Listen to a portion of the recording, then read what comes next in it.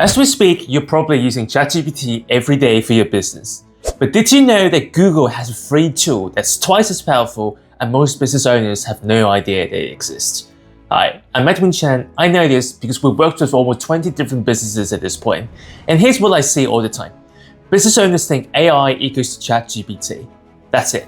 They have no idea there are more powerful tools out there that are completely free. So today, I'm going to be walking you through Google AI Studio. First, I'll show you how to access it and navigate the interface. Then, we'll go through each major function one by one. Chat, screen share, video generation, and even building a website without code. And if you're new to this channel and don't know who I am, my name is Edwin and I run an AI company, Legacy AI, where we help retail brands, service companies, and franchises improve their sales and customer experience through our conversational AI systems. If you're curious and want to work with me and my team, you can just use the link in the description below to book a free discovery call with us. Anyway, let's dive in. Okay, welcome to Google AI Studio. And the first thing you want to do is go to aistudio.google.com. Now, I already have a Google Enterprise account. So that's why most of the things I can do over in the Google AI Studio is pretty much free. But if you're like a new account user, this is also free. The only time that you need to pay if you try to use more than like kind of the daily limit, or you're trying to scale things and you basically use it a lot of times, and therefore that's why you want to actually put money in here. Another thing that you will want to put money here is if you want to use their API key, which is actually a more coded solution of using Gemini, which is the Google's model, that's where you want to pay as well. But if you're just trying it out, it's completely free, right? So Gemini actually, not Gemini, but Google AI Studio actually is a pretty good update recently, where basically you've got, they would work the entire interface, and there's only two things that you need to be aware of. This is the homepage. There's something called chat, right? So you can chat with models in the playground. This is basically like ChatGPT, in the sense that you just talk to it and ask like a bunch of questions, and it will basically answer you, and you can do a bunch of tasks. In the feature tab, that's where you can select different models. You can use Gemini Flash, which is a very kind of a hybrid reasoning model. It's kind of, but more budget, it's cheaper, it's also faster, but it's less smart than Gemini 2.5 Pro, which is the most powerful reasoning model that can do more complex reasoning tasks, right? So this is just like using ChatGPT, you just type something in here, and then there you go, right? Now, where things get interesting is that on the right-hand side of here, you can actually put in your system prompt. Now, if you're completely like not sure what that means, don't worry. When you interact with any AI models, there are two parts. One is the user prompt, aka you tell the AI what to do. For example, write me a story, right? That's a very simple prompt of basically instructing the AI what to do. But in the system instructions, that's where you actually let the LLM who it should behave and context around the tasks. For example, in this case, I can just put in a title called Storyteller. And I can just say like kind of the tone and the style instruction. I can just say, you are a storyteller of, let's say, children's story. Use warm and friendly languages, right? So here you actually define what tone and what kind of how the LLM should perceive your instructions, essentially. That's kind of the background, if you want, behind the tasks. So now you have that system instructions saved, right? And now you can just say, write me a story, and then it will run. I'm just going to use the Flash latest. And here you can change the temperature, which is basically how creative your response to be. The higher the temperature, the more creative the AI response would be. The lower the temperature, the more deterministic it would be. All it means for you, if you're running a business, etc., is that if your marketing team is kind of writing marketing copies, you probably want it to be higher, right? Like more creative. Or if you're generating images and videos, which I'll cover in the future, you probably want to use a high temperature. But if you're writing a very logical tasks, for example, writing an email, or it's very logical, like you have a spreadsheet that you're trying to analyze, you will want to use a lower temperature because it's more logical thinking, essentially. For now, I'm just going to put that as like 1.3 and just run the story. And your thinking mode, which actually let the AI think longer for response, usually only for kind of longer and complex tasks. Now, the tool calling is a little bit more complicated. It can get a little bit more technical. Now, code execution just means that Gemini can use code to solve complex tasks. Now, I wouldn't turn that on in normal business kind of use cases. Structured output, again, don't worry too much about it. You wouldn't be using that for most of the use cases. The thing I want to mention is like grounding with Google search. If you allow that, that means that the AI has access to Google search. That means they can do a Google search to retrieve the most updated information in real time to answer your questions. Kind of like if you think about like, the news, what's the kind of latest news in the US, for example, right? Allowing that Google search will retrieve the latest news possible. The rest of it, I wouldn't worry too much about it. This is pretty much the kind of the core part that you need to understand, right? So I'm just going to write my story, and they should go ahead and write my story, right? This is the story of Pip, a cheerful little squirrel with the calico and lots of leaves, right? So this is basically following my system instructions, being warm, it's being friendly. It knows that it's a children's story, right? So it wouldn't put anything too serious or too heavy into it, basically. And you can see how many tokens that you used, right? So this is how you use the chat model. Then we also have the image generation model. If you click on images, there are 3 image generation models: Nano Banana, Image Gen 4, and Image Gen 4 Ultra. Image Gen 4 Ultra will take you to the new tab, which basically you can just generate any copy, like generate any images you want. This is really high quality, right? It has a limited free code for testing, right? If you generate images beyond this limit, then you need to use the Gemini API, meaning that you will need to pay for each additional query that you do, right? Normally though, with kind of the images, I like to use Nano Banana because it's the latest model and it actually allows you to edit as well. One of the really, really good use case for me personally is the ability to make professional headshot photos. Now, I've already gone ahead and actually have a prompt ready, so you don't just watch me writing a prompt for 20 minutes. And I'll explain a little bit. So what it does, just to give you kind of the gist of it, is basically a professional high-resolution profile photo maintaining the exact facial feature, identity, and key features of the person in the image. The subject is framed from the chest up, so it's telling overall kind of the style of the photo, and you're basically teaching them what subject it should be, right? Kind of what angle the camera should be on, right? They're styled for professional photo shoot edit, right? That this is cool. And then you also like, what should they wear? Kind of the background, what studio it is, shot from a high angle, etc. Right? So it's giving a lot of details of like kind of from a camera or from a camera taking, photo taking perspective, from a photography perspective, all the necessary details for you to draft the perfect headshot photo. Now, I'm not an expert in photography, but that's why we're using the LMs to do this job, right? So let me just take like a random photo. So maybe I'll just click up like an office worker, right, kind of photo, right? Maybe just like a random person, maybe this guy. I'll just click, nope, I just need to click copy, image, and I'll just go to Google AI Studio and I will just paste it, right? The blade is really good that it allows you to attach photos, of course. And now if I click run, it should be able to craft a pretty good professional profile picture. And there you go. That was really quick, right? There you go. That was like from this image and to a professional photo. That's pretty good, no? I like that a lot. So yeah, this is how you could generate photos with Nano Banana, the latest image, state-of-the-art image model from Google. Now, the same thing can be done with video. There are 2 video generation models, the Phil 2 and the Phil 3. Of course, the Phil 3 is the latest models. This is Phil 2, which is the kind of older models from Google. Phil 3.1, the latest model, if I just go back to home, click on Phil 3.1. Unfortunately, Phil 3.1 is the latest model, but it's only a paid-only video generation model, right? So for you guys, I think it's good enough to start experimenting with Phil 2. So the way you do that is you go back to chat, go back to video, and you select Phil 2. And here you would just basically write, again, a prompt. So I'm going to go ahead and kind of copy in the prompt I already got. So you can select the aspect ratio, and you can select how duration of the video. You can also put in negative prompt. So negative prompt means that what you don't want to appear in this video, right? So I'm just going to put in a 6-second high energy, fast-paced ad and a 16:9 horizontal aspect ratio, perfect for social media. Right? Medium close-up style, So you're basically giving the timestamps. You're basically letting the LM knows kind of what timestamp it should be. Now, unfortunately, VO2 does not have sound, so it doesn't really make sense to have SMX, but at least by giving a context of there could be a sound in there, the LM will make a better decision of to make an impact to the video, right?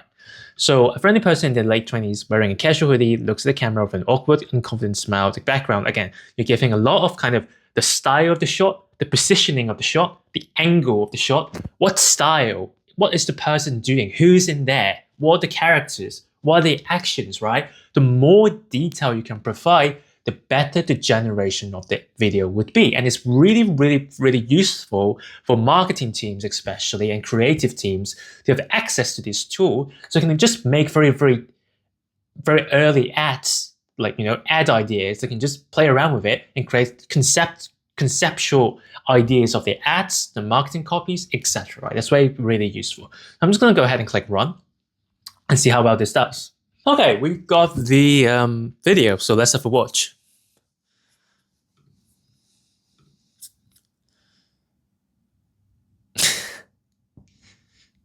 This is pretty funny. Obviously, the words are not very good. We need to adjust the prompt to make it so that maybe it doesn't show the subtitles as much. We can edit this out, right? So in general, LLM is kind of bad at producing exact words in the video, but you can just edit that out and just have the video, right? This is just a very, very illustrative example of basically having a person and there it's basically an ad for the Nano Bananas, which is basically having a professional headshot photos, right? You can do it as whatever you want, right? We can basically have if we go back to generate media, go back to our chat, go back to video, and then you can have maybe a cute image, a cute creature with snow leopard-like fur is walking in the winter forest, right? There you go, it's finished. So let's have a look. That's pretty good, right? Yeah. Okay, so we've covered basically image generation, we covered video generation, and we covered kind of the chat model. Now, what's really cool is that with Google AI Studio, you can actually screen share your screen and actually talk to the model in real time. Let me show you how. Just click on this and just click on share screen. I'm just click on entire screen and click share. And now there we are. Hi Google, you're live right now. All right, I'm ready when you are. Nice. So nice. So basically, I'm going to mute myself. Nice. What can I help you with? So Gemini has access to my screen. So I'm just going to do some very basic analysis tasks. So I'm just going to look at let's say energy meters, right? Data, for example. And I'm just going to look at some sample energy data. You got this, right? Kind of, maybe this would be a better example. The date, actual consumption, degrees, and calculate consumption. This is good. Let me just unmute myself to Gemini. Hey Gemini, are you seeing the screen? There's an image of energy system research of date, actual consumption, degrees, and difference, etc. Can you see this? Yes, I see the image with the table labeled Energy Systems Research Unit, showing dates, actual consumption, degree days, and differences. What would you like to know about it? Yeah, could you run some sort of simple analysis on this data set, please?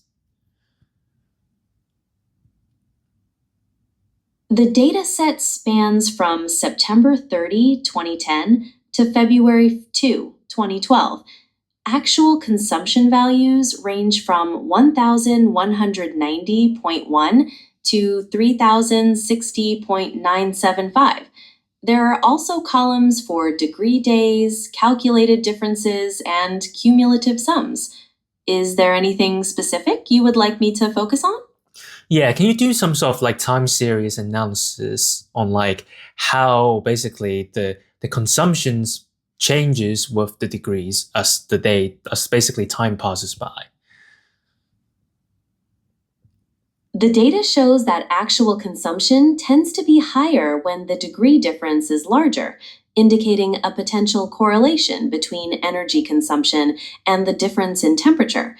Would you like me to provide any more specific comparisons or analysis? Yeah, can you actually plot me a graph for that? I can't directly plot the data for you here, but I can describe how you could visualize it. You could create a scatter plot with dates on the x-axis and actual consumption on the y-axis. You could use different colors or shapes to represent the degree difference for each data point. This would help you see any trends or relationships between the consumption and the temperature difference over time. Nice. This is good. If you have to predict, like in 2013, right? How would you do a prediction of like consumptions in the future? To predict consumption in 2013, you could extend the observed trends of consumption based on the degree difference from the previous years. Assuming the relationship between consumption and temperature difference remains relatively constant, you could use projected temperature data for 2013 to estimate the energy consumption. Would you like me to elaborate on any of these steps? So as you can see, it does an okay job, right, in terms of describing the data. Of course, it can actually plot the data, but at least when you have like a spreadsheet, like in the use case in front of you, at least you have some sort of assistant to talk to that can actually see your screen in real time, and you don't have to describe it every time, right? So let's think of another good use case, which is kind of like a legal contract. So if I just go from legal contract, maybe I just have a PDF of a legal contract.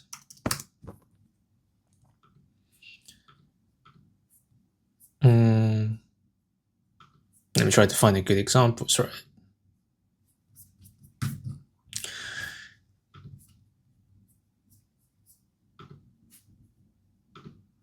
Okay, turn my screen. Hi, Gemini. Hello, Hey, so are you seeing my screen? Yes, I can see your screen. It looks like you're viewing a PDF about contract law. Is there anything I can help you with regarding this?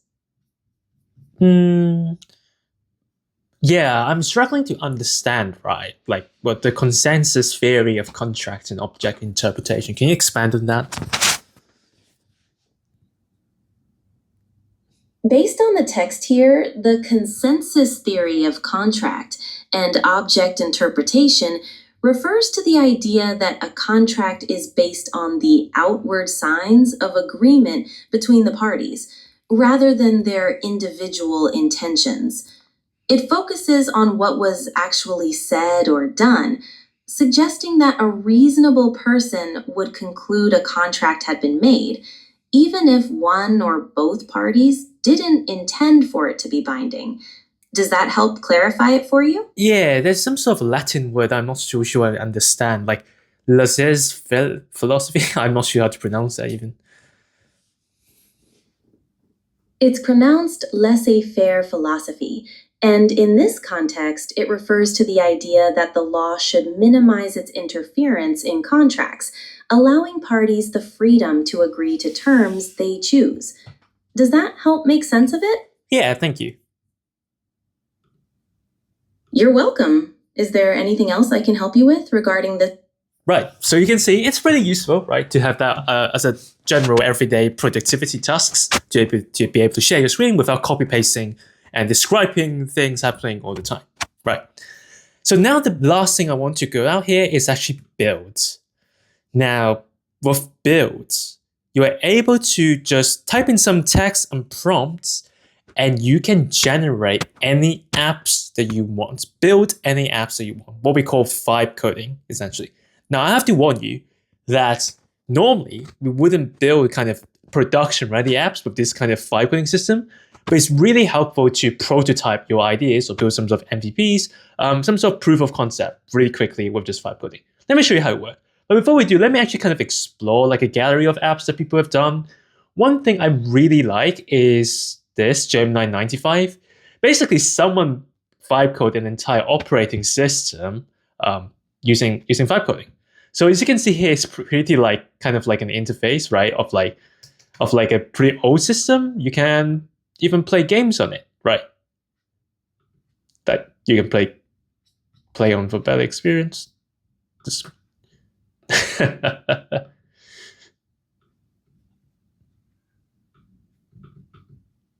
that you can actually play some games on it. And also, you also have obviously the Chrome, so you can actually browse the internet in here, whether Google search is actually mimicking really, really well right now. I'm really impressed with this. This is really cool. So let me go back to the start. So this is like, from the gallery, you can see what people have built, and you can like kind of test around with it, play around with it, etc. Right? It's really cool. But for us, something practical that we always do is like, oh, I have to like pay someone to do my website or pay someone to design my website, right? So what would be really cool is if you can actually build a website by actually with a few words of prompts, right? And what I've done actually right now is try to build a website of my own company. So let me just go ahead and actually copy the prompt I already have prepared beforehand. And sorry, I'm going to paste that into here. And I'm just going to be attaching kind of some of the logos to help with this model, right? Give me 1 second.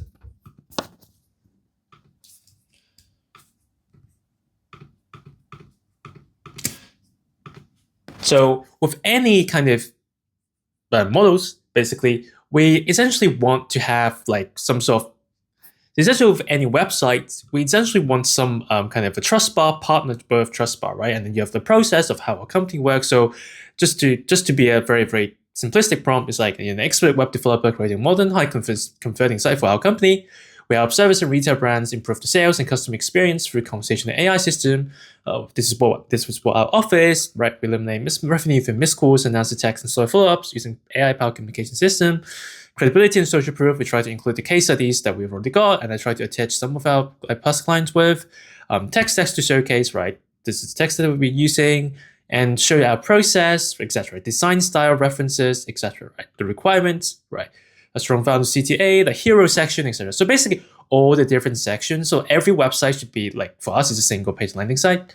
We should have a hero section with powerful headlines, CTA for free discovery call, partners, trust bar with provided logos, right? Kind of like the trusted by kind of a row of like carousels of logos being in here, right? This is what we want. A 5-step process visualization, strong CTA session, etc. Right? Use modern web technologies. So this is a very, very like simplistic prompt. So let's see what we can do with such a simplistic prompt, right? And we just click build.